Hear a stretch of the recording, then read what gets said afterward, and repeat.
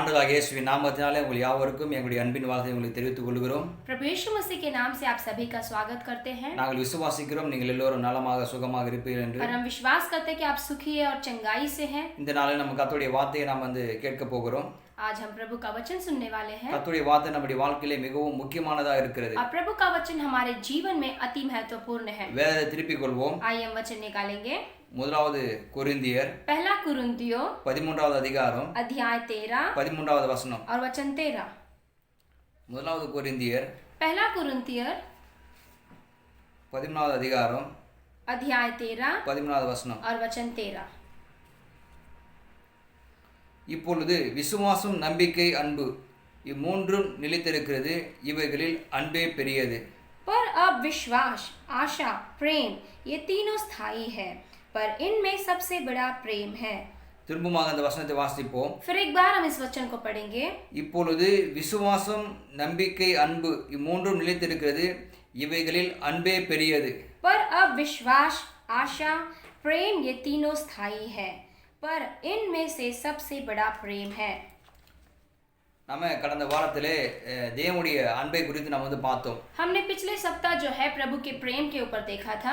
தேவனுடைய அன்பு எப்பேற்பட்ட அன்பு? प्रभु का प्रेम किस प्रकार का प्रेम है? தெய்வீகமான அன்பு. वो दिव्य प्रेम है। நமக்காக தன்னுடைய உயிரை தியாக பலியாக சிலுவையில் கொடுத்தார். हमारे लिए उसने अपने प्राण को ही क्रूस पर जीवन की बलि के अनुसार दिया। அவருடைய அன்பின் நிமித்தமாக நம்முடைய வாழ்க்கையிலும் குடும்பத்திலும் வேலையிலும் எல்லாவற்றிலும் எப்படி மாற்றங்கள் உண்டாகிறது என்பதை குறித்து நாம் பார்த்தோம். और हमने इसके ऊपर देखा कि उसके प्रेम के कारण हमारे जीवन में, हमारे परिवार में, हमारे व्यवसाय में और काम में किस प्रकार का बदलाव आता है। தேவனுடைய அன்பினாலே நாம் ஒவ்வொரு நாளும் வாழ்வது மிகவும் முக்கியமானதா இருக்கிறது. प्रभु के प्रेम में होकर जीना प्रतिदिन हमारे जीवन में अति महत्वपूर्ण है। நமக்குள்ள விசுவாசம் இருக்கலாம், हमारे भीतर विश्वास हो सकता है, நம்பிக்கை இருக்கலாம், आशा हो सकती है, எல்லா அந்நிய பாஷை பேசக்கூடிய வரங்கள் இருக்கலாம், और अन्य भाषा बोलने के वरदान भी हो सकते हैं, தீர்க்கதரிசன வரங்களை உடையவர்களா இருக்கலாம், भविष्यवाणी की वरदान हो सकती है, பாஷைகளை வியாக்கரணம் பண்ணுகிற வரங்களை உடையவர்களா और இருக்கலாம், अन्य भाषाओं का विवरण करने का वरदान भी हो सकता है, மலைகளை பெயர்க்கத்தக்கதான விசுவாசம் கூட நமக்கு இருக்கலாம், और पहाड़ को हिलाने का विश्वास हो सकता है। எல்லாம் இருந்து அன்பு இல்லைன்னு சொன்னா ஒண்ணுத்துக்கும் உதவாது பாருங்க. ये सब होने के बावजूद अगर प्रेम नहीं है तो ये कुछ नहीं है। அன்பு இல்லாம நம்ம வாழ முடியாது. बिना प्रेम के हम जी नहीं सकते। அன்பு இல்லாம அது எதுவுமே செயல்படாது பாருங்க. बिना प्रेम के ये सारे कार्य जो है कार्य नहीं करते। இது எல்லாமே விசுவாசமும் நம்பிக்கையும் எல்லாமே பாருங்க, இதெல்லாம் அன்பில தான் சார்ந்து இருக்கிறது. ये विश्वास और ये आशा ये सभी बात जो है प्रेम पे निर्भर है। அன்பு இல்லாம அது செய்யறது எல்லாமே ஒன்றுத்துக்கும் அது உதவாது பாருங்க. बिना प्रेम के जो कुछ हम करते हैं वो किसी काम के नहीं होगा। ஆக நம்ம செய்யறது எல்லாமே அன்பின் அடிப்படையில தான் இருக்கணும். इसीलिए हम जो कुछ करते हैं प्रेम के आधार पे होना கர்த்தர் चाहिए। எவ்வளவு அன்பா இருக்கிறார், प्रभु कितना प्रेमी है, அவர் அன்பின் நிமித்தமாக தன்னுடைய குமாரனை இந்த உலகத்துக்கு அனுப்பினாரு. और उसके प्रेम के कारण उसने अपने एकलौते पुत्र को संसार में भेजा। அவருடைய தெய்வீகமான அன்பை சிலுவையில் அவர் நமக்கு காண்பித்தார். उसके दिव्य प्रेम को उसने क्रूस पर दिखाया। இதெல்லாம் நம்ம பார்த்தோம் பாருங்க. ये सारी बातें जो है हमने पिछले सप्ताह देखा था। ஆண்டவராகிய இயேசு கிறிஸ்துவின் தெய்வீகமான அன்பினாலே வாழ்க்கையிலே எப்படி மாற்றங்கள் உண்டாகிறது இது குறித்தெல்லாம் நம்ம பார்த்தோம். प्रभु यीशु मसीह के दिव्य प्रेम के कारण हमारे जीवन में किस प्रकार के बदलाव आते हैं हमने इसके ऊपर देखा था। அது நம்ம பார்த்தோம்.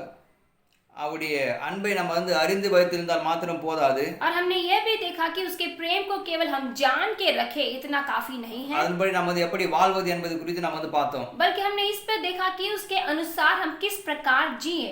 கிறிஸ்து நமக்குள் இருந்தால் மட்டும் போதாது. मसीह हमारे भीतर रहे केवल यह काफी नहीं है। ஞானஸ்நானம் எடுத்து மறுபடியும் பிறந்திருந்தால் மட்டும் போதாது. बपतिस्मा लेकर और पुनः नया जन्म लिया हुआ हो यह केवल काफी नहीं है। ஒவ்வொரு ஞாயிற்றுக்கிழமை சபைக்கு தவறாம சரியான நேரத்திற்கு போன மட்டும் போதாது. प्रति रविवार जो है हम बिना चूके कलिसिया यानी चर्च को जाए ये केवल काफी नहीं है। ஒவ்வொரு மாதமும் தசமபாகமும் எல்லாம் நமக்கு கொடுத்த மட்டும் போதாது. और प्रति महीने हम दशमांश दे केवल यह काफी नहीं है। எல்லா வரங்களையும் பெற்றிருந்தால் மட்டும் போதாது. और सभी वरदान हमने पाए होंगे तो भी काफी नहीं है। இவை எல்லாமே முக்கியம் தான் நமக்கு. ये सारी बातें अति महत्वपूर्ण है। அதெல்லாம் செய்யக்கூடாது நான் சொல்லவில்லை. और मैं ये नहीं कहता हूँ कि ये सारी बातें आप नहीं करें। இது எல்லாமே நாம் செய்தும் ये सब हम कर भी கிறிஸ்துவின் அன்பு நமக்குள் இல்லாவிட்டால், अगर मसीह का प्रेम हमारे भीतर नहीं होगा तो, கிறிஸ்துவின் அன்பு உங்களுக்குள்ள இல்லாவிட்டால், अगर मसीह का प्रेम हमारे भीतर नहीं है तो நீங்கள் வாழ்கிற வாழ்க்கையே அர்த்தமில்லாத ஒரு வாழ்க்கையா இருக்கும். जीवन जो आप जी रहे हैं वो बिना अर्थपूर्वक होगा.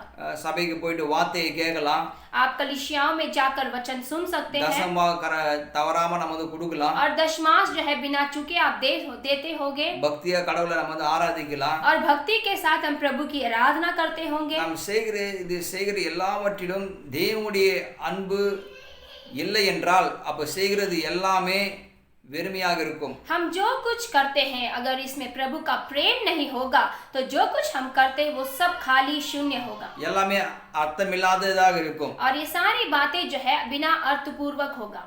ஏன்னா நம்ம எல்லோரும் பாருங்க கிறிஸ்துவாக இருந்தால் மட்டும் போதாது. देखिए हम सभी लोग मसीहा है केवल यह काफी नहीं है. கிறிஸ்துவை போல வாழ்கிறோமா? क्या हम मसीह के जैसे जीते हैं? கிறிஸ்துவை ஜனங்கள் நம்மில் காண்கிறார்களா? क्या लोग हमारे भीतर मसीहा को देखते हैं? கிறிஸ்துவின் அன்பை எல்லோருக்கும் எடுத்து காண்பிக்கிறோமா? क्या हम मसीह के प्रेम को सभी को उठाकर दिखाते हैं? அதுதான் முக்கியம். यह अति महत्वपूर्ण है. கிறிஸ்துவை அன்பை நாம் எல்லோருக்கும் எடுத்து காண்பிக்கிறவர்களாக நாம் வந்து இருக்க வேண்டும். हम जो है मसीहा के प्रेम को सभी को दिखाने वाले होना चाहिए. ஏன்னா உண்மையான ஒரு கிறிஸ்துவன்னு சொன்னா, क्योंकि देखिए अगर जो एक सच्चा मसीहा जो होता है, உண்மையான ஒரு கிறிஸ்துவ உடையவன், ये जो एक सच्चा मसीहा व्यक्ति जो है, காலையில இருந்து ஜெபிக்கிறோம் மாத்திரம் கிடையாது. केवल सुबह उठ के वो प्रार्थना करने वाला ही नहीं, 5 மணிக்கோ இல்ல 4 மணிக்கோ எழுந்து ஜெபித்தா மட்டும் போதாது. केवल आप 4 बजे और 5 बजे उठकर प्रार्थना करें केवल ये काफी नहीं, அந்நிய பாஷையில ஜெபிக்கிறோம் மாத்திரம் கிடையாது. केवल अन्य भाषाओं में प्रार्थना करना काफी नहीं. அவன் கிறிஸ்துவை போல ஒவ்வொரு நாளும் நடக்கிறானா? क्या वो मसीह के समान प्रतिदिन चलता है? கிறிஸ்துவின் அன்பை உலகத்துக்கு எடுத்து காண்பிக்கிறானா? क्या मसीह के प्रेम को संसार को वो दिखाता है? உலகத்துக்கு அவன் வந்து கிறிஸ்துவை மாதிரியாக வைக்கிறானா? क्या वो संसार के सामने मसीह को एक उदाहरण के तौर पर प्रदर्शित करता है? கிறிஸ்துவை போல அவன் வந்து வாழ்கிறானா? क्या मसीह के जैसे वो जीता है? அவன் தான் பாருங்க உண்மையான ஒரு கிறிஸ்துவன். देखिए वही एक सच्चा मसीहा है. 40 நாள் 10 நாள் பாஸ்டிங்கா இருந்தா மட்டும் போதாது. 40 दिन या 10 दिन केवल आप उपवास रखे काफी नहीं होता है. வாழ்க்கையே பக்தி நிறைந்த வாழ்க்கையா இருந்தா மட்டும் போதாது. पूरा जीवन एक भक्ति जीवन हो तो भी काफी नहीं है. கிறிஸ்துவின் அன்பை உங்களுக்குள்ளே ஜனங்கள் காண்கிறார்களா? क्या लोग आपके भीतर मसीह के प्रेम को देखते हैं? உலகத்திலே இருக்கிற ஜனங்கள் கிறிஸ்துவின் அன்பை உங்களுக்குள்ள காண்கிறார்களா? सांसारिक लोग जो है आपके भीतर मसीहा के प्रेम को देख पाते हैं? கிறிஸ்துவின் அன்பை நீங்கள் எடுத்து காண்பிக்கிறீர்களா? क्या आप मसीह के प्रेम को दिखाते हैं? அதெல்லாம் ரொம்ப முக்கியம் பாருங்க. ये अति महत्वपूर्ण है. சும்மா கிறிஸ்துவின் அன்பை எடுத்து காண்பிக்காதவன், जो यूं ही मसीहा के प्रेम को जो नहीं प्रदर्शित करता है, அந்த உலகத்துக்கு ஒத்த வேஷம் தரிக்கிறவனும், वो संसार के लिए ढोंग करने वाला, மாய்மால காரணமாகவும், वो ढोंग करने वाला व्यक्ति है பொய்யான ஒரு கிறிஸ்துவனாக தான் இருக்கிறான். और वो एक झूठा मसीही है. இன்றைக்கு உங்களை குறித்து ஆழமாக சிந்தித்து பாருங்க. आज आपके बारे में भीतर में गहराई से सोच कर देखिए. இதுவரைக்கும் நீங்க எப்படி நடந்தீர்கள்? अब तक आप किस प्रकार से चलते आए हैं? இனிமேல் எப்படி நடக்க போறீங்க? और आगे को आप किस प्रकार चलने वाले हो? ஆழமான தீர்மானத்தை உங்களுக்குள்ள எடுப்பது மிகவும் முக்கியமாக இருக்கிறது. एक गहराई से निर्णय लेना अति महत्वपूर्ण है. ஏன்னா அந்த காலவேளையிலே ஆவியானவர் உங்களோடு கூட பேசிக் கொண்டிருக்கிறார். क्योंकि सुबह के समय पवित्र आत्मा आपसे बात कर रहा है. ஏன்னா கிறிஸ்துவின் அன்பு நமக்குள்ள இருக்கும்போது, क्योंकि जब मसीह का प्रेम हमारे भीतर होगा, அந்த அன்பானது நம்மளை ஊந்து தள்ளுகிறது பாருங்க. वो प्रेम जो हमें आगे बढ़ाता है, ஊந்து தள்ளுகிறது. वो हमें आगे बढ़ाता है. சீஷர்களை பாருங்க, ஆண்டவர் வந்து எப்படி பிதா நேசித்தாரோ அதே அன்பின் நிமித்தமாக சீஷர்களையும் எல்லா ஜனங்களையும் வந்து நேசிக்கிறார். यीशु मसीह जो है चेलों को, अपने चेलों को जिस प्रकार से पिता ने उससे प्रेम किया उसी प्रकार से वो चेलों से भी प्रेम करता था. ஆகவே சொல்றாரு, इसीलिए वो कहता है, ஒருவரில் ஒருவர் அன்பா இருங்கள். वो कहता है कि आपस में प्रेम रखो. நான் எப்படி உங்களில் அன்பா இருந்தனோ, जैसे मैं आपसे प्रेम करता था, அதே போல ஒருவரில் ஒருவர் அன்புள்ளவராய் இருங்கள். उसी प्रकार से आपस में प्रेम रखो. ஏன்னா இது வந்து இந்த அன்புன்றது வந்து ஒரு தெய்வீகமான அன்பா இருக்கிறது. क्योंकि ये प्रेम जो है ईश्वरीय प्रेम यानी दिव्य प्रेम है. தெய்வீகமான அன்பு, एक दिव्य प्रेम है. நம்முடைய வாழ்க்கையில நமக்கு எல்லாமே இருக்கலாம். हमारे जीवन में हमारे पास सब कुछ हो सकता है. சொந்த வீடு இருக்கலாம், अपना खुद का मकान होगा, கார் இருக்கலாம், गाड़ियां होगी பணம் அதிகமா இருக்கலாம், और पैसा ज्यादा होगा, எல்லாமே இருக்கலாம். सब कुछ हो सकता है. ஆனா வாழ்க்கையிலே அன்பு இல்லை என்றால், लेकिन जीवन में प्रेम नहीं है तो அப்ப வாழ்க்கைக்கே அர்த்தமில்லாத ஒரு வாழ்க்கையா இருக்கும். तो जो जीवन हम जीते हैं वो बिना अर्थपूर्वक होगा. வாழ்க்கையே அர்த்தமில்லாத வாழ்க்கையா இருக்கும். वो जीवन की कोई वजह नहीं होगी. இன்னைக்கு நிறைய பேருக்கு காரு, பங்களா, எல்லாம் சொகுசான எல்லாம் வீடு எல்லாமே இருக்குது. आज बहुत से लोगों के पास उनके ऐशोआराम के घर है, मकान है, गाड़ियां हैं, पैसे हैं, பணம் எல்லாமே இருக்குது. पैसा भी है उनके पास, ஆனா அவங்களுக்குள்ள அன்பு தான் இல்ல.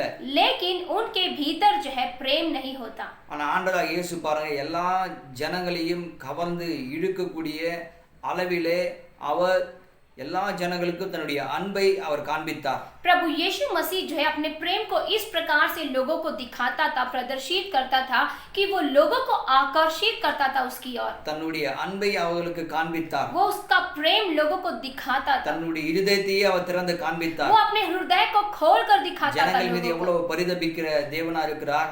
दिखाता था कि वो लोगों के बारे में कितनी परवाह करता है. ஜனங்கள் மீது எவ்வளவு அக்கறை உள்ளவராக वो இருக்கிறார். कितने लोगों की परवाह करता எவ்வளவு है. கரிசனை உள்ளவராக वो இருக்கிறார். कितना दयालु है. எவ்வளவு தயவு உள்ளவராக वो இருக்கிறார். कितना दयालु प्रभु எவ்வளவு है. நேசிக்கிறார். और वो कितना प्रेम करता है. ஒவ்வொரு நாளும் நம்ம அதை பார்க்க முடிகிறது. प्रतिदिन हम उसमें वो बातें देख सकते थे. இதே அன்புதான் சீஷர்களுக்கு அவர் கத்து கொடுத்தார். और यही प्रेम के बारे में वो चेलों को सिखाता था. நீங்களும் அதே போல ஒருவரில் ஒருவர் அன்பா இருங்கள். वो कहता है कि आप भी एक दूसरे में यानी आपस में प्रेम रखो. ஒருவரில் ஒருவர் அன்பா இருங்கள். आपस में प्रेम रखो. இதுதான் ரொம்ப முக்கியம் பாருங்க. ये अति महत्वपूर्ण है. இந்த தெய்வீகமான அன்பு, தேவனுடைய அன்பு நமக்குள்ள இருக்கும்போது, ये जो दिव्य प्रेम, ईश्वरीय प्रेम जब हमारे भीतर रहेगा, உங்களுடைய குடும்பத்திலே பெரிய ஒரு தாக்கத்தை உண்டு பண்ணும். वो आपके जीवन में बहुत बड़ा प्रभाव लाएगा. உங்களுடைய வேலையிலே பெரிய தாக்கத்தை உண்டு பண்ணும். आपके नौकरी में बहुत बड़ा प्रभाव लाएगा. உங்களுடைய ஊழியத்திலே பெரிய தாக்கத்தை உண்டு பண்ணும். आपकी सेवकाई में बहुत बड़ा प्रभाव लाएगा. பெரிய அளவிலே வெற்றியை நீங்கள் காண்பீர்கள். आप बहुत बड़ी गुनाह में जो है सफलता को देखोगे. எல்லா ஆசீர்வாதங்களும் எல்லாமே இந்த அன்பில் தான் அடங்கி இருக்குது பாருங்க. सारे आशीषें जो है इस प्रेम के भीतर है. அன்பு உங்களுக்குள்ள இருக்கும்போது, जब आपके अंदर प्रेम होगा, எல்லா ஆசீர்வாதங்களும் உங்களை தேடி வரும். सारी आशीषें जो है आपको ढूंढती हुई எல்லா आएगी. செல்வமும் ஐஸ்வர்யம் உங்களை தேடி வரும். सारी धन संपत्ति आपको ढूंढती हुई आएगी. இந்த அன்பை காண்பிக்கும்படியாகவே இயேசு இந்த உலகத்திலே வந்தார். ये प्रेम दिखाने के लिए, दर्शाने के लिए ही प्रभु यीशु जगत में आया था. இதுல முதலாவது காரியத்தை நாம பார்ப்போம். इसमें पहली बात हम देखेंगे பிதாவாகிய தேவனுடைய அன்பு. पिता परमेश्वर का प्रेम. பிதாவாகிய தேவனுடைய அன்பு. पिता परमेश्वर का प्रेम. யோவான் 3வது அதிகாரம் यूहन्ना की किताब अध्याय 3 16வது வசனத்துல வாசிக்கிறோம். और वचन 16 में हम पढ़ेंगे. எல்லோருக்கும் இந்த வசனம் வந்து தெரிந்த வசனமா இருக்குது. सभी लोग इस वचन को जानते हैं. யாருக்கும் தெரியாம இருக்காது இந்த வசனம். ये वचन ऐसा नहीं कि कोई नहीं जानता है. இந்த வசனம் தான் அந்த முழு வேதாகமத்திற்கு ஒரு திறவுகோலா இருக்கிறது. ये वचन जो है पूरे शास्त्र का एक कुंजी है. முழு வேதாகமத்திற்கும் இந்த வசனம் தான் திறவுகோலா இருக்குது. पूरे शास्त्र के लिए ये केवल एक वचन ही जो है कुंजी है. இந்த வசனம் சொல்லுகிறது பாருங்க. और ये वचन कहता है, தேவன் தம்முடைய ஒரே பேரான குமாரனை விசுவாசிக்கிறவன் எவனோ அவன் கெட்டு போகாமல் நித்திய ஜீவனை அடையும்படிக்கு அவரை தந்தொருளி இவ்வளவாய் உலகத்திலே அன்பு கூர்ந்தார். क्योंकि परमेश्वर ने जगत से ऐसा प्रेम रखा कि उसने अपना एकलौता पुत्र दे दिया ताकि जो कोई उस पर विश्वास करे वह नष्ट न हो परंतु अनंत जीवन पाए. பிதாவாகிய தேவனுடைய அன்பு குறித்து நாம் வந்து பார்க்கிறோம். हम यहाँ पर देख सकते हैं कि पिता परमेश्वर का प्रेम. பிதாவாகிய தேவன் பழைய ஏற்பாட்டிலே அவர் வந்து கோபமா இருந்தது போலவும், जैसे पिता परमेश्वर पुराने करार में वो क्रोधित था, அந்த கோபத்தை எல்லாம் இயேசுவின் மேல புதிய ஏற்பாட்டிலே சுமத்தினது போலவும், और नए करार में उसने अपने सारे क्रोध को यीशु के ऊपर थोप दिया. இதெல்லாம் நாம் வந்து பைபிள் வந்து பார்க்க முடிகிறது. ये सारी बातें जो हम बाइबल में देख सकते हैं. ஆனா பழைய ஏற்பாட்டு காலத்தில தேவன் வந்து அன்பாக தான் இருந்தார். लेकिन पुराने करार में भी प्रभु जो है प्रेमी ही था. அவர் புதிய ஏற்பாட்டில தேவன் வந்து அன்பாக தான் இருக்கிறார். और वो नए करार में भी प्रेमी है.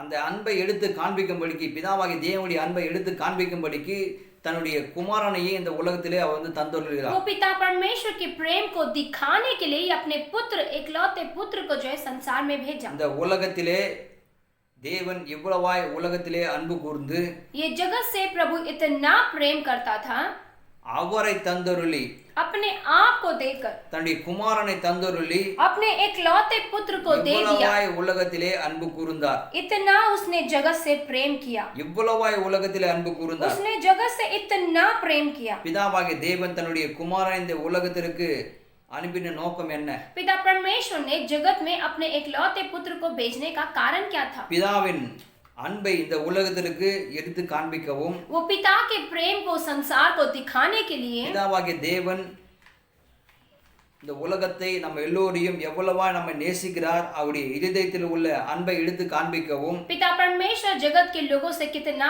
प्रेम करता है, उस प्रेम को दिखाने के लिए தன்னுடைய குமாரனை இந்த உலகத்திலே அவர் அனுப்பினார். अपने एकलौते पुत्र को उस संसार में भेजा। அவர் இந்த உலகத்திலே இருக்கும்போது और जब वो इस जगत में था, பிதா எவ்வளவு நேசிக்கிறார் என்பதை எல்லா இடங்களிலும் சுற்றி திரிந்து எல்லா ஜனங்களுக்கும் எடுத்து காண்பிக்கிறார். और जैसे पिता परमेश्वर इतना प्रेम करता है, वो सारे जगत में फिर फिर कर दिखाता था। எல்லா இடங்களிலும் சுற்றி திரிந்து सभी जगह में वो घूम कर फिरता हुआ பிதாவின் அன்பை எடுத்து காண்பிக்கிறார். पिता के प्रेम को दिखाता है। பிதாவினுடைய இருதயத்தையே அவர் திறந்து காண்பிக்கிறார். पिता परमेश्वर के हृदय को खोल कर दिखाता ஆக है। என்னுடைய பிதாவானவர் எவ்வளவு உங்களை நேசிக்கிறார், देखो मेरा पिता परमेश्वर तुमसे कितना प्रेम करता பிதா है। என்னை எவ்வளவு நேசித்தாரோ जैसे पिता ने मुझसे इतना प्रेम किया, அதே வண்ணமாக நான் உங்களை நேசிக்கிறேன். उसी प्रकार से उसी समान मैं भी आपसे प्रेम அந்த करता அன்பை हूँ, நாங்கள் உங்களுக்கு தருகிறேன். और वो प्रेम मैं आपको देता हूँ।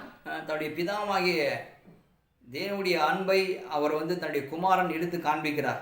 अपने पिता के प्रेम को ये बेटा एकलौता पुत्र दिखाता है लोगों को। அவர் பிதாவுடைய இருதயத்தையே திறந்து காண்பிக்கிறார். वो पिता के हृदय को खोल कर दिखाता है। பாருங்க, பிதாவாகிய தேவன் எவ்வளவு உங்களை நேசிக்கிறார், देखो पिता परमेश्वर तुमसे कितना प्रेम करता है, எவ்வளவு நேசிக்கிறார். वो कितना प्रेम करता है। ஆகதான் பாருங்க எவ்வளவு அற்புதங்களை செய்யறாரு, அதிசயங்களை செய்கிறாரு. इसीलिए देखिए वो कितने अद्भुत कार्य करता है, कितने चमत्कार करता है, மரித்தவர்கள் வீடு எழுப்புறாரு. और मरे हुओं को वो जिंदा उठाता है। எவ்வளவு அன்பான தேவனா இருக்கிறார். वो कितना प्रेमी परमेश्वर है। குருடருடைய கண்களை திறக்கிறாரு, वो अंधों के आंखों को खोल देता था, முடவர்களை நடக்க வைக்கிறாரு. और लंगड़ों को वो चलाता था। இந்த பிதாவாகிய தேவனுடைய அன்பை எடுத்து காண்பிக்கும்படிக்காகவே இயேசு இந்த உலகத்துல வந்தார். पिता के प्रेम को दिखाने के लिए ही यीशु संसार में आया था। நம்ம பார்க்க முடியுது யோவான் 14வது அதிகாரத்துல इसमें हम देख सकते हैं यूहन्ना की किताब अध्याय 14 में, 7வது வசனத்திலிருந்து 17வது வசனம் வரைக்கும் நம்ம பார்த்தோம்னு சொன்னா, अगर हम 7वें वचन से 17वां वचन तक अगर हम पढ़ेंगे तो இதுல பாருங்க எப்படி தேவன் இயேசுவில் எவ்வளவு அன்பா இருந்தார், அதே அன்பை எப்படி ஜனங்களுக்கு காண்பிக்கிறார், இதுல நம்ம பார்க்க முடியுது. इसमें हम देख सकते हैं कि यीशु कितना प्रेमी था और वही प्रेम वो लोगों को दिखाता था। நம்ம இதுல பார்க்க முடியுது பாருங்க. हम इसमें देख सकते हैं। யோவானை திருப்பிக் கொள்வோம். हम यूहन्ना की किताब निकालेंगे 14வது அதிகாரத்துல अध्याय 14 அதுல 7வது வசனத்திலிருந்து நம்ம பார்த்தோம்னா, और वचन हम 7 से हम अगर देखेंगे तो அவர் சொல்றாரு பாருங்க, वो कहता है, என்னை அறிந்தீர்களானால் यदि तुमने मुझे जाना होता என் பிதாவையும் அறிந்திருப்பீர்கள். तो मेरे पिता को भी जानते। என்ன நீங்க அறிந்திருந்தீங்கன்னா यदि तुम मुझे जाना होता என்னுடைய பிதாவை நீங்க அறிந்திருப்பீர்கள். तो तुम मेरे पिता को भी जानते। இது முதல் நீங்கள் அவரை அறிந்தும் அவரை கண்டும் இருக்கிறீர்கள் என்றார். और अब से जानते हो और उसे देखा भी है। பிதா சொல்றாரு, நீங்க அறிந்திருந்தீங்கன்னா वो कहता है यदि तुमने मुझे जाना होता என்னுடைய பிதாவை நீங்கள் அறிந்திருப்பீர்கள். और मेरे पिता को भी जानते। அது நாம் எப்படி சொல்றாரு, இது முதல் நீங்கள் அவரை அறிந்தும் அவரை கண்டும் இருக்கிறீர்கள். और अब से जानते हो और उसे देखा भी है। அவங்களுக்கு ஒரு ஷாக்கான ஒரு நியூஸ் மாதிரி சொல்றாரு பாருங்க. वहां पर उनको एक धक्का लगने के जैसा एक समाचार देता है, वो பிரேக்கிங் நியூஸ் சொல்றாரு एक பாருங்க. ब्रेकिंग न्यूज देता है प्रभु उनको। உடனே பிலிப்பு கேக்குறான். और तुरंत फिलिप्पुस ने उससे कहा, பிலிப்பு அவரை நோக்கி, फिलिप्पुस ने उससे कहा, ஆண்டவரே பிதாவை எங்களுக்கு காண்பியும், हे प्रभु पिता को हमें दिखा दे, அது எங்களுக்கு போதும். यही हमारे लिए बहुत है। நான் இயேசு என்ன சொன்னாரு, और यीशु ने क्या कहा, என்ன அறிந்திருந்தீங்கன்னா अगर यदि तुम मुझे जाना என் होता பிதாவை நீங்கள் அறிந்திருப்பீர்கள். तो मेरे पिता को भी जानते। அப்படி சொன்னது மாத்திரம் இல்ல, केवल ऐसे ही नहीं कहा वो, இது முதல் நீங்கள் அவரை அறிந்து இருக்கிறீங்கன்னு சொல்லிட்டாரு. और अब से उसे जानते हो। உடனே அங்க இருக்கிற எல்லோருக்கும் அது வந்து ஒரு ஷாக்கா இருக்கு और பாருங்க. तुरंत वहां जितने भी लोग थे उन्हें बहुत बड़ा शॉक यानी धक्का लगा। உடனே பிலிப்பு கேக்குறான், और तुरंत फिलिप्पुस ने कहा, பிதாவை எங்களுக்கு காண்பியுங்க, हे प्रभु पिता को हमें दिखा दे, அது எங்களுக்கு போதும். यदि हमारे लिए काफी है। அதுக்கு உடனே இயேசு பிலிப்பு பார்த்து சொல்றாரு. और यीशु ने उससे फिलिप्पुस से कहा, அதற்கு இயேசு பிலிப்பு यीशु ने उससे कहा, हे फिलिप्पुस, எவ்வளவு காலம் நான் உங்களுடனே கூட இருந்தும், मैं इतने दिन से तुम्हारे साथ हूँ, எவ்வளவு காலம், इतने दिनों से, எத்தனை வருடம் நான் வந்து உங்களோடு கூட இருந்தும் इतने सालों से मैं तुम्हारे साथ हूँ, நீ என்னை அறியவில்லையா? और क्या तूने मुझे नहीं जाना? நீ என்னை அறியவில்லையா? क्या तूने मुझे नहीं जानता? என்னை கண்டவன் பிதாவை கண்டான். तो क्यों कहता है कि पिता को हमें दिखा? அவன் என்ன சொல்றாரு, என்ன பாத்தியானா என்னுடைய பிதாவையே நீங்க வந்து பார்த்த वो மாதிரி. क्या कहता है कि अगर तुमने मुझे देखा तो यानी कि तुमने पिता को भी देखा। பிதாவின் முழு ரூபமாக நான் இருக்கிறேன். पिता की पूरी स्वरूप मैं हूँ। பிதா என்னில் எவ்வளவு அன்பு உள்ளவராக இருக்கிறாரோ அதே வண்ணமாக நான் உங்களை நேசிக்கிறேன். जैसे पिता मुझसे प्रेम करता है उसी समान उसी प्रकार मैं आपसे प्रेम करता हूँ। நீங்க என்னை அறிந்திருப்பீர்களானால், यदि तुम मुझे जानते हो என்னுடைய பிதாவை நீங்கள் तो அறிந்திருப்பீர்கள். मेरे पिता को भी जानते। என்னை கண்டவன் जिसने मुझे देखा என் பிதாவையும் கண்டான். उसने मेरे पिता को भी देखा। அவர் சொல்றாரு, என்ன நீங்க பாத்தீங்கன்னாவே वो कहता है कि अगर तुमने मुझे देखा है என்னுடைய பிதாவை பார்த்த மாதிரி, वो उसके समान है कि मानो तुमने मेरे पिता को देखा। என்னுடைய பிதாவை நீ வந்து பார்த்த மாதிரி. इसके समान है कि तुमने मेरे पिता को देखा। நான் என்ன சொன்னேன், நம்ம எல்லோரும் கிறிஸ்துவை உடையவளா இருந்தா மாத்திரம் போதாது. मैंने क्या कहा आपसे कि केवल हम मसीह को धारण किए हुए हो केवल काफी नहीं। உலகத்தில் உள்ள ஜனங்கள் கிறிஸ்துவை நம்மில் காண வேண்டும். सांसारिक लोग जगत के लोग मसीह को हमारे अंदर देखना चाहिए கிறிஸ்துவின் அன்பை நம்மிலே ஜனங்கள் காண और வேண்டும். मसीह के प्रेम को हमारे अंदर लोग देखना चाहिए। அதான் ஆண்டவர் சொல்றாரு பாருங்க, यही यहाँ पर प्रभु कहता है, என்னை கண்டவன் பிதாவை கண்டான். जिसने मुझे देखा उसने पिता को देखा। பிதாவுடைய இருதயத்தை பிதா எவ்வளவு நேசிக்கிறார் என்பதை அவருடைய அன்பை எடுத்து காண்பிக்கும்படிக்காக, पिता कितना प्रेम करता है उसके हृदय को उसके प्रेम को दिखाने के लिए பிதாவை வெளிப்படுத்தும்படிக்காக और पिता को प्रकट करने के लिए அவர் அந்த உலகத்துல வந்தாரு பாருங்க. वो इस जगत में आया था। அவர் வந்து சொல்றாரு, என்ன நீ பார்த்தாவே போதும் பிதாவை பார்த்த மாதிரி. वो कहता है कि तुमने मुझे देखा तो मानो तुमने पिता को भी देखा। என்னை கண்டவன் பிதாவை கண்டான். जिसने मुझे देखा उसने पिता को देखा। அப்படி இருக்க பிதாவை எங்களுக்கு காண்பீம் என்று நீ எப்படி சொல்லுகிறாய்? हे प्रभु पिता को हमें दिखा दे, यही हमारे लिए बहुत है। உடனே அவர் சொல்றாரு, நான் பிதாவிலும் பிதா என்னிலும் இருக்கிறதை நீ விசுவாசிக்கவில்லையா? 10. क्या तू विश्वास नहीं करता कि मैं पिता हूँ और पिता मुझ में है? ये बातें जो मैंने तुमसे कहता हूँ अपनी ओर से नहीं कहता। நான் உங்களுடனே சொல்லுகிற வசனங்களை என் சுயமாய் சொல்லவில்லை, என்னிடத்தில் விசுவாசமாய் இருக்கிற பிதாவானவரே இந்த கிரியையை செய்து வருகிறார். ये बातें जो मैं तुमसे कहता हूँ अपनी ओर से नहीं कहता, परंतु पिता मुझ में रहकर अपने काम करता है। அவர் சொல்றாரு, நான் பிதாவிலும் பிதா என்னிலும். वो कहता है कि मैं पिता में और पिता मुझ में। நீ விசுவாசிக்கவில்லையா? क्या तुम विश्वास नहीं करता? நான் உங்களுடனே சொல்லுகிற வசனங்களை என் சுயமா நான் வந்து சொல்லவில்லையே. मैं जो तुमसे कहता हूँ अपने आप से नहीं कहता हूँ, என்னிடத்தில் வாசமாய் இருக்கிற பிதாவானவரே இந்த கிரியைகளை செய்து வருகிறார். परंतु पिता मुझ में रहकर अपना काम करता है। நான் பிதாவிலும் பிதா என்னிலும் இருக்கிறதை நம்புங்கள், அப்படி இல்லாவிட்டாலும் என் கிரியைகளின் மித்தமாவது என்னை நம்புங்கள். मेरा विश्वास करो कि मैं पिता में हूँ और पिता मुझ में है, नहीं तो कर्मों ही के कारण मेरा विश्वास करो। அவர் சொல்றாரு பாருங்க, वो कहता है, பிதா என்னில் இருக்கிறதை நீங்கள் விசுவாசிக்கவில்லையா? क्या तुम विश्वास नहीं करते कि पिता मुझ में है? நான் உங்களுடனே கூட சொல்லுகிற வசனங்களை என் சுயமா நான் வந்து உங்களுக்கு சொல்லவில்லையே. जो वचन मैं तुमसे कहता हूँ मैं अपने आप से होकर नहीं कहता हूँ, என்னிடத்தில் வாசமா இருக்கிற பிதாவானவரே இந்த கிரியையை செய்து வருகிறார். परंतु पिता मुझ में रहकर अपना काम करता है। அவர் என்ன கிரியை செய்து வருகிறார்? वो क्या काम करता है? அவர் எவ்வளவு அன்பு உள்ளவராய் இருக்கிறார் என்பதை ஜனங்களுக்கு காண்பிக்கிறார். वो लोगों को दिखाता है वो कितना प्रेमी प्रभु है। எவ்வளவு அன்பு உள்ளவராக இருக்கிறார் என்பதை ஜனங்களுக்கு அவர் வந்து காண்பிக்க वो விரும்புகிறார். लोगों को दिखाना चाहता है कि वो कितना प्रेमी प्रभु है। அந்த அன்பை தன்னுடைய குமாரன் மூலமாக ஜனங்களுக்கு और वो காண்பித்தார். प्रेम को अपने पुत्र के समान पुत्र के रूप में दिखाता है। ஆகவே அவர் சொல்றாரு, और वो कहता है, நான் பிதாவிலும் பிதா என்னிலும் இருக்கிறதை நம்புங்க. मेरा विश्वास करो कि मैं पिता में हूँ और पिता मुझ में है। அப்படி இல்லனாலும் கூட नहीं तो என் கிரியைகள் நிமித்தமாவது நம்புங்க. कामों के ही कारण मेरा विश्वास करो। என்னுடைய கிரியைகள் நிமித்தமாவது நம்புங்க. मेरे कामों के ही कारण मेरा विश्वास करो। அப்படி சொல்றாரு பாருங்க. ऐसे कहता है वो। அவருடைய கிரியைகள் என்னவா இருந்தது? उसका काम क्या था? ஜனங்களை அழிக்கும்படிக்காக வந்தாரா? क्या वो लोगों को मिठाने के लिए आया था? ஜனங்களை சேதப்படுத்தும்படிக்கு क्या வந்தாரா? लोगों को दुख देने के लिए आया था? ஜனங்களை துன்புறுத்தும்படிக்கு क्या வந்தாரா? लोगों को सताने के लिए आया था? ஜனங்கள் மீது கோபத்தை காண்பிக்கும்படிக்கு வந்தாரா? क्या वो लोगों के ऊपर अपना क्रोध दिखाने आया था? முழு உலகமும் பாவத்திலே கெட்டு போய் சீரழிந்து இருக்கிறது. पूरा जगत जो है पाप से भर चुका है, भ्रष्ट हो चुका है, அழிவு நோக்கி சென்று கொண்டிருக்கிறார்கள். मिटाव की ओर आगे बढ़ते जा रहे हैं। பயத்திலே ஜனங்கள் வாழ்ந்து डर में கொண்டிருக்கிறார்கள். लोग जी रहे हैं। பல பிரச்சனையிலும் பல வேதனையிலும் பல துக்கத்திலும் ஜனங்கள் வாழ்ந்து कई கொண்டிருக்கிறார்கள். प्रकार की समस्याओं, वेदनाओं और दुखों में लोग जी रहे हैं। அப்பேற்பட்ட ஜனங்களிடத்துல வந்து उस प्रकार के लोगों के पास आकर அவங்க வந்து கஷ்டப்படுத்தினாரா? क्या उन्हें उसने दुख दिया? எதுவுமே அவங்க வந்து செய்யல பாருங்க. उसने ऐसा कुछ नहीं किया। பிதாவுடைய கிரியைகளை ஜனங்களுக்கு எடுத்து वो காண்பிக்கிறார். पिता के कामों को लोगों को दिखाता था। பிதா எவ்வளவு அன்பா இருக்கிறார். देखे कि पिता कितना प्रेमी है।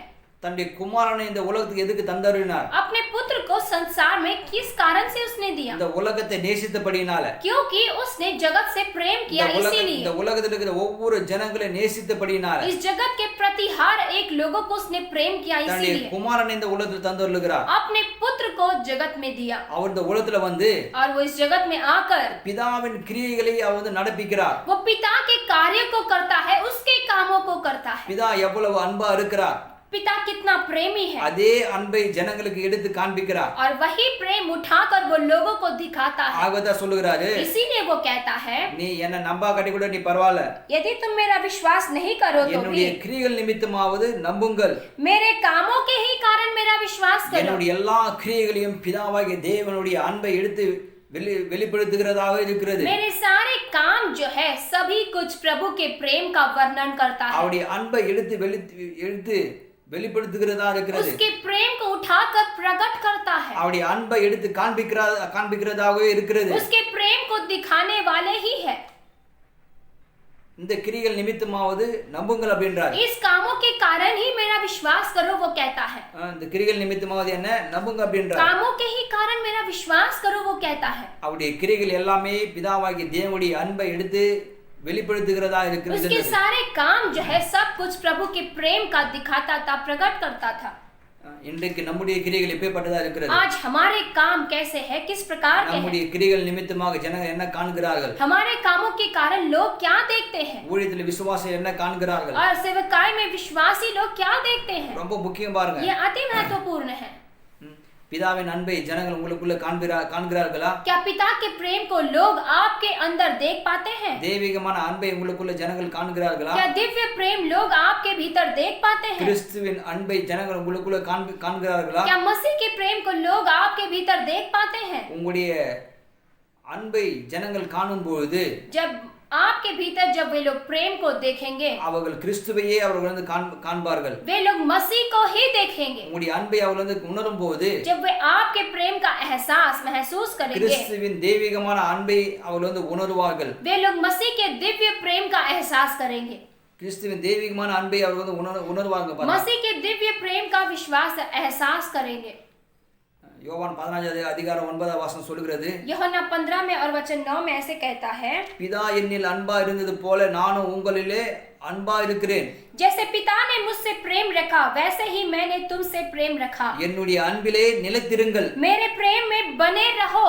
அவருடைய அன்பிலே எப்படி நாம் இருக்க வேண்டுமா? हम उसके प्रेम में कैसे होना चाहिए? நிலைத்திருக்க வேண்டுமா? बने रहना चाहिए। பிதா என்னில் அன்பா இருக்கிறது போல जैसे पिता ने मुझसे प्रेम रखा, பிதா எவ்வளவு என்னை நேசிக்கிறாரோ அதே போல जैसे पिता मुझसे प्रेम करता है उसी प्रकार से நானும் உங்களில் அன்பா இருக்கிறேன். वैसे ही मैंने तुमसे प्रेम रखा है। நானும் உங்களை எல்லோரும் நேசிக்கிறேன். और मैं भी तुम सभी से प्रेम करता हूँ। என்னுடைய அன்பிலே நடங்கள்.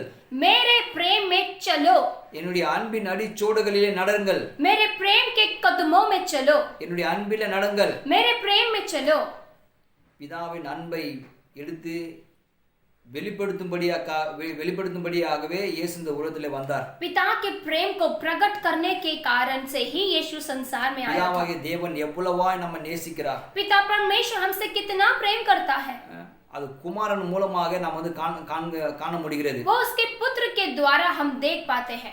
ஆகவே சொல்றாரு, इसीलिए वो कहता है, பிதா என்னில் எவ்வளவு அன்பா இருக்கிறார். जैसे पिता मुझसे प्रेम रखता है, அந்த அன்பை விவரிப்பதற்கு வார்த்தைகளே இல்லை. उस प्रेम का वर्णन करने के लिए, व्याख्यान करने के लिए कोई शब्द नहीं है। அதே அன்பை நான் உங்களுக்கு எடுத்து और காண்பிக்கிறேன். वही प्रेम मैं उठाकर तुम्हें भी दिखाता हूँ। இந்த அன்பு உலக பிரகாரமான அன்பு கிடையாது. ये प्रेम जो है सांसारिक प्रेम नहीं है। உலகத்துல இருக்க அன்பு பாருங்க, सांसारिक प्रेम जो है நேசிக்கிற மாதிரி நேசிப்பாங்க, ऐसे दिखाएंगे मानो कि तुमसे प्रेम करते हैं, பின்னாடி இந்த காலவாரம் और पीछे से आपका पैर भी घसीट लेंगे।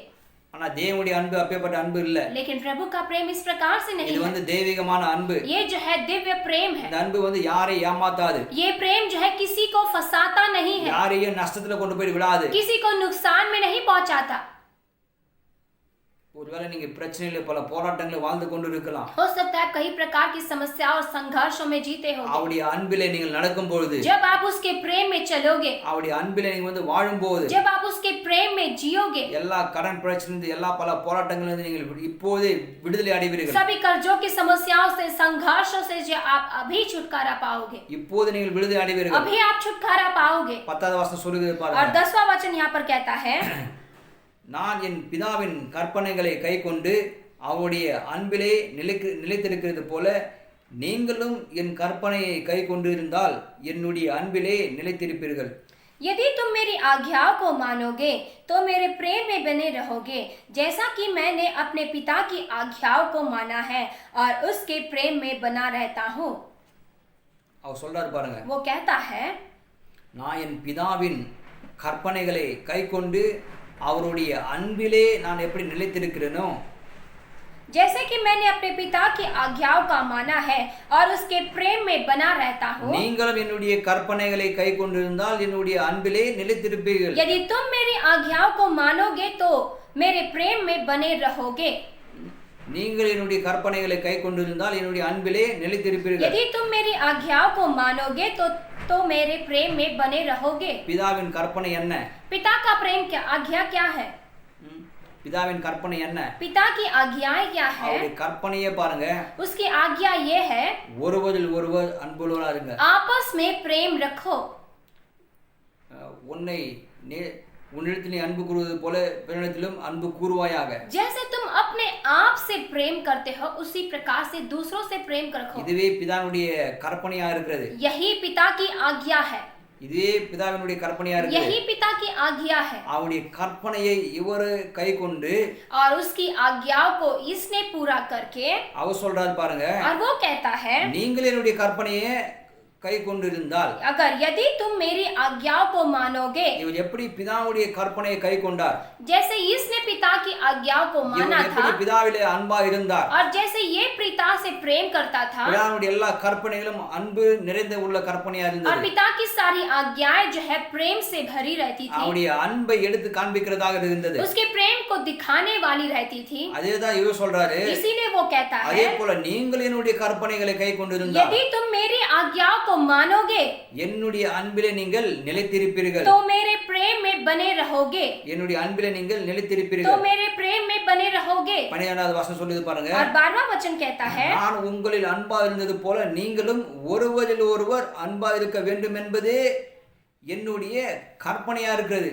मेरी आज्ञा यह है कि जैसे मैंने तुमसे प्रेम रखा वैसे ही तुम भी एक दूसरे से प्रेम रखो। என்ன அவருடைய கற்பனையா இருக்குது? उसकी आज्ञा क्या है?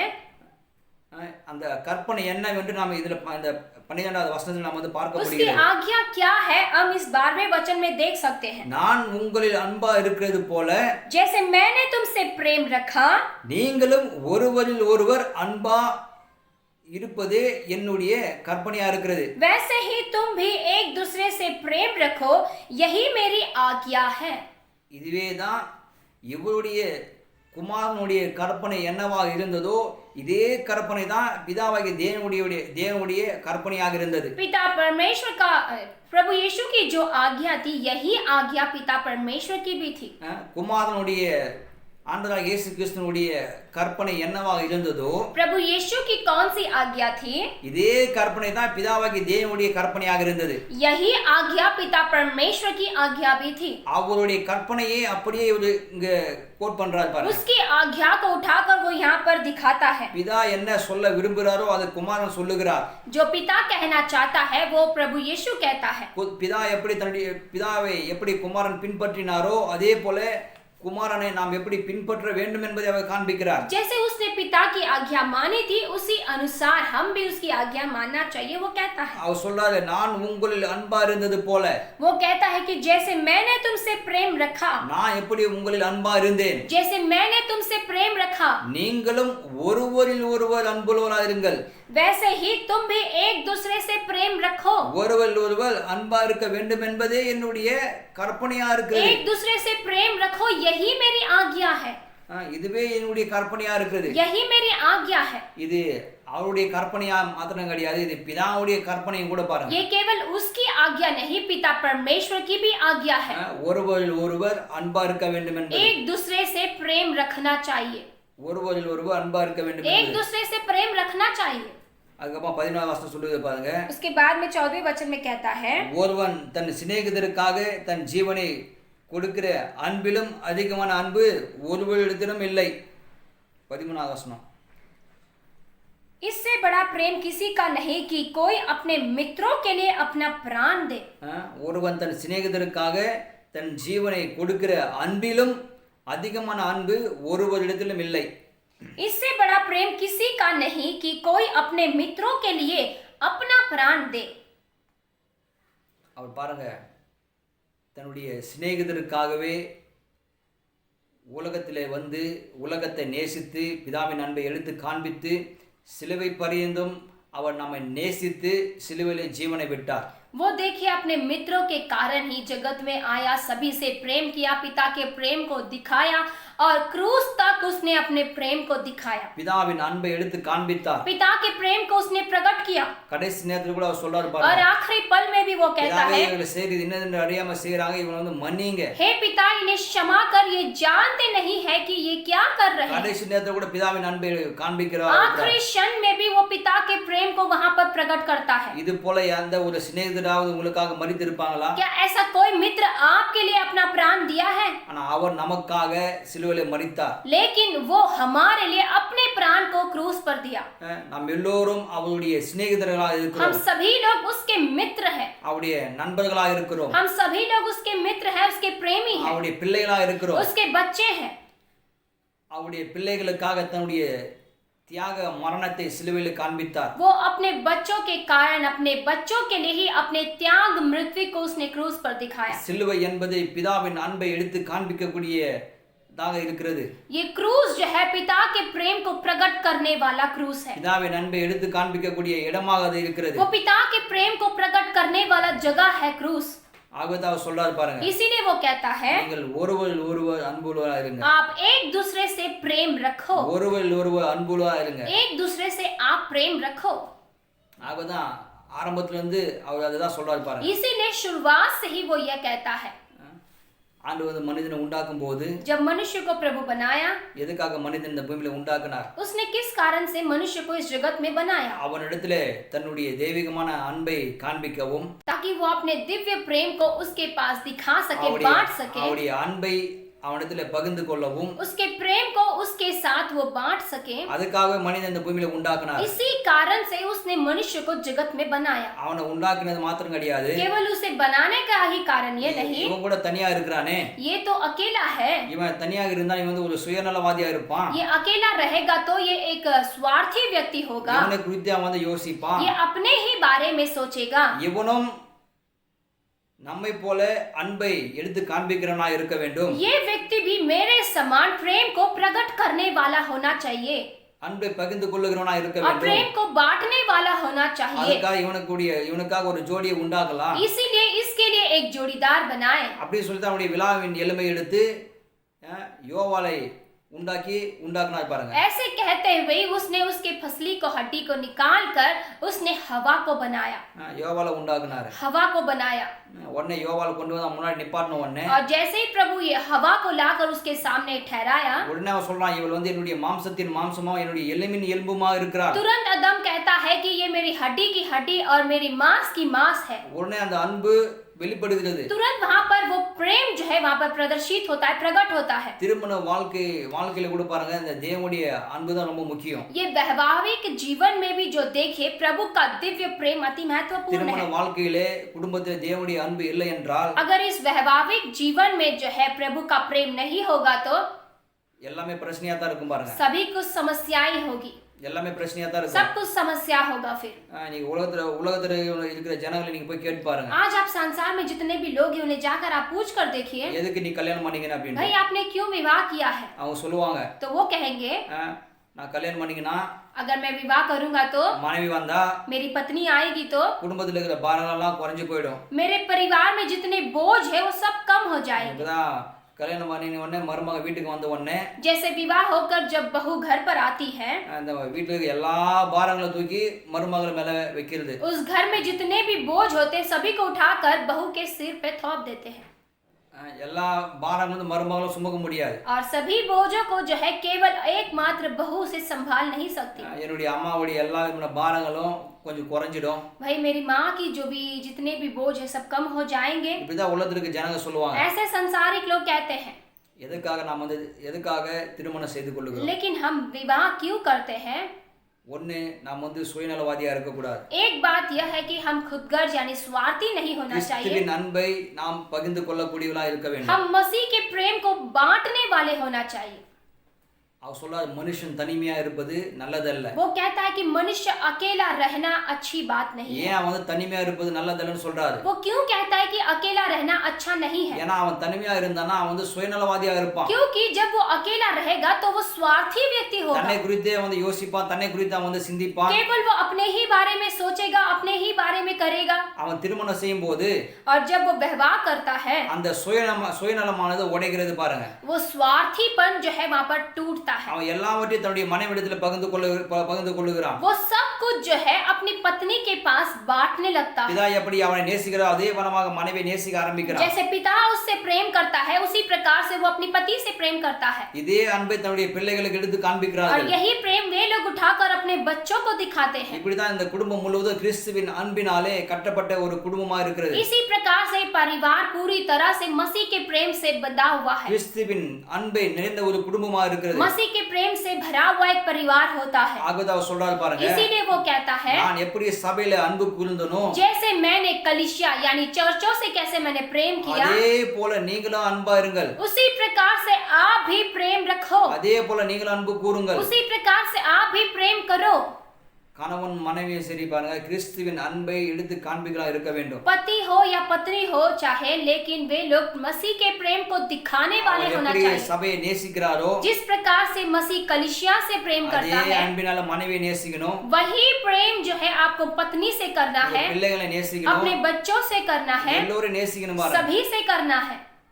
இப்படி எல்லாம் நீங்க செய்யும் போது जब आप इस प्रकार से करोगे, கிறிஸ்துவின் அந்த தெய்வீகமான அந்த அன்பை நீங்கள் எடுத்து காண்பிக்கலாக இருப்பீர்கள். उस मसीह के दिव्य प्रेम को आप प्रकट करने वाले व्यक्ति बनोगे। உங்களை ஜனங்கள் காணும்போது जब लोग आपको देखेंगे, உங்களுக்குள்ளே அவர்கள் இயேசுவை காண்பார்கள். वे लोग आपके भीतर मसीह यीशु को देखेंगे।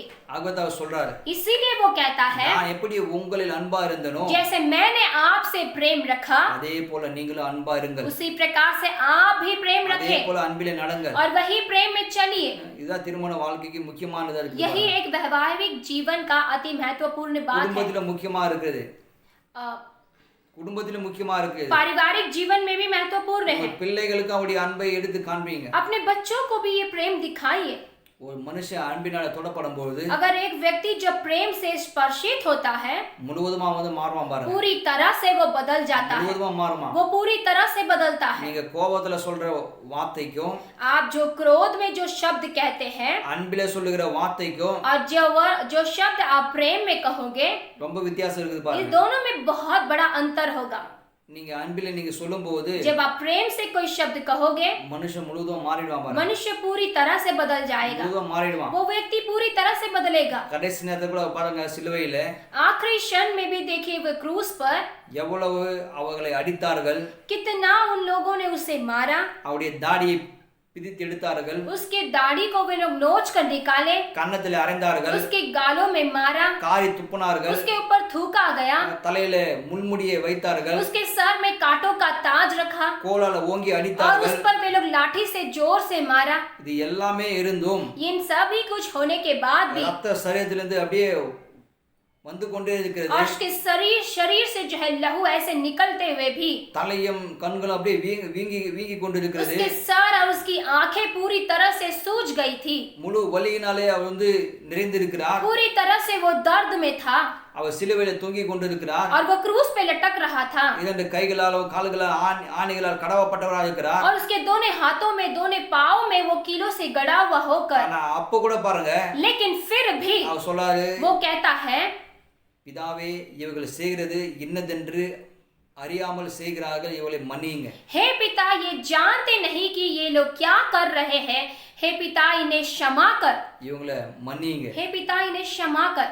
அந்த நேரத்துல பாருங்க उस क्षण में देखिए அவர்கள் குத்தினவர்களும் जिन्होंने उसे चुबोया, அவர்கள் அடித்தவர்களும் जिन्होंने उसे मारा, எல்லோரும் யோசித்து பார்த்திருப்பாங்க. सभी लोगों ने एक क्षण के लिए सोचा होगा, கடைசி நேரத்துல கூட இவர் வந்து நேசிக்கிறாரு, इस आखिरी क्षण में भी ये लोगों से प्रेम करता है, நேசிக்கிறாரு, लोगों से प्रेम करता है। யோசிச்சிருப்பாங்க. वो लोगों ने सोचा होगा,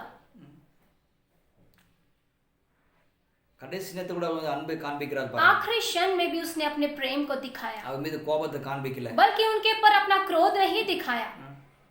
அன்பினாலே முழு உலகத்திலே பெரிய ஒரு தாக்கத்தை வந்து உண்டு பண்ணினார். प्रेम के कारण उसने पूरे संसार में, पूरे जगत में उसने प्रभाव डाल எல்லா दिया ஜனங்களை கவர்ந்து और இழுத்தார். सभी लोगों को अपनी ओर उसने आकर्षित किया, எல்லா ஜனங்களை கவர்ந்து இழுத்தார். सभी लोगों को उसने आकर्षित किया। எல்லா ஆசீர்வாதங்களும் சந்தோஷமும் சமாதானமும் எல்லாமே பாருங்க இந்த அன்பினாலே தான் இணைக்கப்பட்டிருக்கிறது. सारे आशीर्वाद, चंगाई, सब कुछ जो है इस प्रेम से जुड़ा हुआ है।